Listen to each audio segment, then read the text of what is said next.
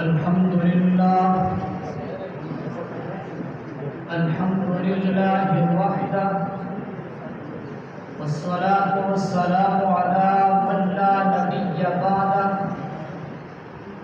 أما بعد فأعوذ بالله من الشيطان الرجيم بسم الله الرحمن الرحيم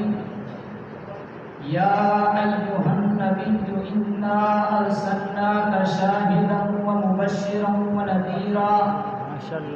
وداعيا إلى الله بإذنه وسراجا منيرا وقال النبي صلى الله عليه وسلم بلغوا عني ولو آية أو كما قال عليه الصلاة والسلام. میرے انتہائی قابل قدر ذی وقار معزز و مکرم حضرات اساتذہ کرام اور عدل و انصاف کی نشست پر تشریف فرما حضرات منصفین نظام اور میرے نڈر بہادر بیدار موحد مجاہد ساتھیوں، السلام علیکم ورحمۃ اللہ وبرکاتہ. آج جو عنوان میری گفتگو و سخن کی زینت ہے اس داعی اعظم صلی اللہ علیہ وسلم کا دعوتی منہج ہے کہ جس نے اپنی دعوت کے ذریعے عہد ثریا سے گر کر اولئک کالانعام بل ہم اضل کی مصداق انسانیت کو خالق امن و سلامتی سے رضی اللہ عنہم ورضوا عنہ کا پروانہ دلایا. سامعین ذی وقار،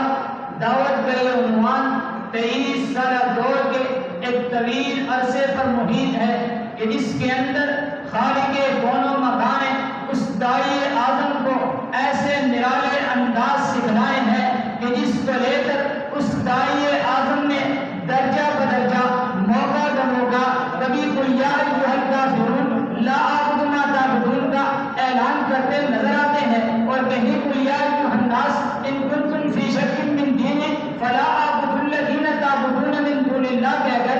جرأت و بہادری سے اپنے من جانب اللہ علی الحق ہونے کا اعلان کرتے نظر آتے ہیں. سامعین ذی وقار، جب میں قرآن مقدس کی اوراد گردانی کرتا ہوں تو مجھے داعی اعظم ھذہ سبیلی ادعو الی اللہ علی بصیرۃ کہہ کر تمام شکوک و شبہات کو دور کرتے ہوئے یا ایھا الرسول بلغ ما انزل الیک من ربک کہ رب خداوندی کو لے کر وانذر عشیرتک الاقربین پر عمل پیرا ہوتے ہوئے کبھی سیاہ پھٹکتی رات میں ابو جہل کے دروازے پر رب کی توحید سناتے نظر آتے ہیں اور کہیں عرب کے ریگستانوں کی سخت گرمی میں پتھروں کی بارش کرے ذوالمجاز کے بازار میں رب کی توحید سناتے نظر آتے ہیں. سامعین ذی وقار، دعوت کے یہ عنوان دیکھتے چلے جائیے. طائف کے میدان میں پیغمبر دو جہاں کو داعی اعظم کو پتھر مارے گئے، لہو لہان کیا گیا، بستی سے نکالا گیا، لیکن اس داعی اعظم نے پتھر کھا کر مصائب و آلام کو جیت کر انما اشکو بثی وحزنی الی اللہ کہہ کر گویا کہ یورپ گویا ہوتے ہیں کہ ربا اگر تو میرے اس خون آلود چہرے سے راضی ہے تو مجھے ان تکلیفوں کی کوئی پرواہ نہیں ہے. سامعین محترم، پھر ایک موقع وہ بھی آیا کہ جب مکہ کی سرزمین پر وَإِذْ يَمْكُرُ بِكَ الَّذِينَ كَفَرُوا لِيُثْبِتُوكَ أَوْ يَقْتُلُوكَ أَوْ يُخْرِجُوكَ کے مشورے ہونے لگتے ہیں. اس داعی اعظم کا راستہ روکا جانے لگتا ہے. اس داعی اعظم نے پھر طریقہ کار کو بدلا،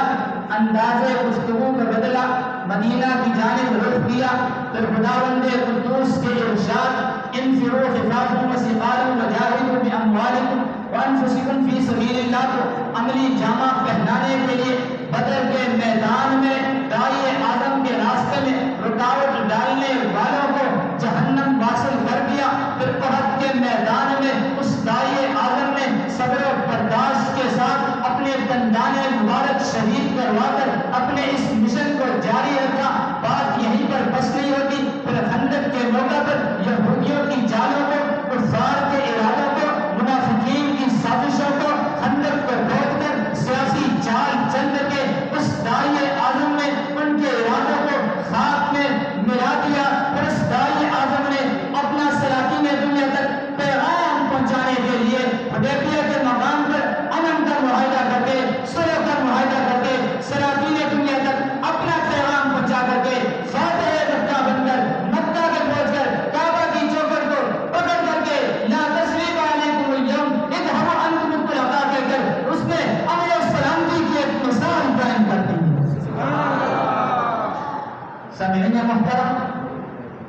اس داعی اعظم نے